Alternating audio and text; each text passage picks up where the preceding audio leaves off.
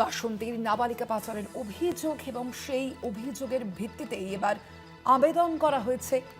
CID তদন্তের আবেদনে মামলা দায়ের, ঘটনার মামলা দায়েরের অনুমতি দিয়েছে কলকাতা হাইকোর্ট। মামলার অনুমতি দিয়েছেন বিচারপতি হিরণময় ভট্টাচার্য।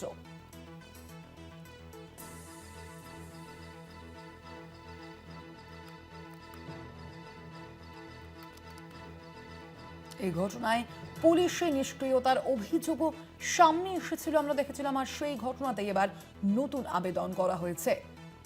সিআইডির মাধ্যমে তদন্তের আবেদন করা হয়েছে।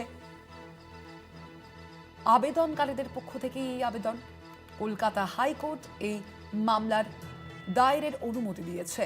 মামলার অনুমতি দিয়েছেন বিচারপতি হিরণময় ভট্টাচার্য।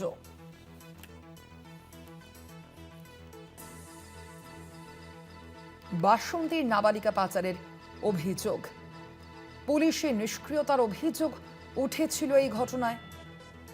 সিআইডি তদন্তের আবেদনে মামলা। কথা বলবো, ফোন লাইনে রয়েছেন প্রতিনিধি পীযূষ কান্তি। পীযূষ, কি ঘটনা ছিল এটি?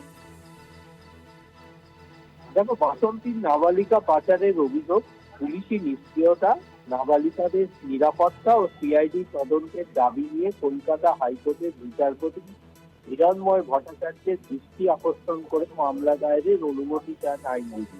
মামলা দায়েরের অনুমতি দিয়েছেন বিচারপতি হিরণময় ভট্টাচার্য।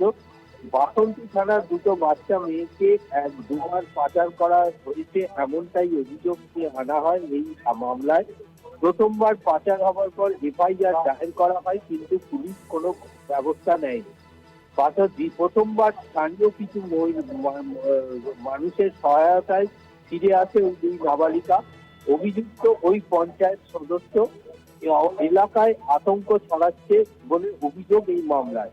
দ্বিতীয়বার ফের পাচার করা হয়, কিন্তু পঞ্চায়েত প্রধানের সহায়তায় সেই নাবালিকাদের ফিরিয়ে আনা হয়। পুলিশি নিষ্ক্রিয়তার অভিযোগ এনে সিআইডি তদন্তের আবেদন জানিয়ে মামলা দায়েরের আবেদন করা হয়। বিচারপতি হিরণময় ভট্টাচার্য মামলা দায়েরের অনুমতি দিয়েছেন। মামলা দায়ের হলে চলতি সপ্তাহে এই মামলা শুনানির সম্ভাবনা রয়েছে। ধন্যবাদ পীযূষ দা।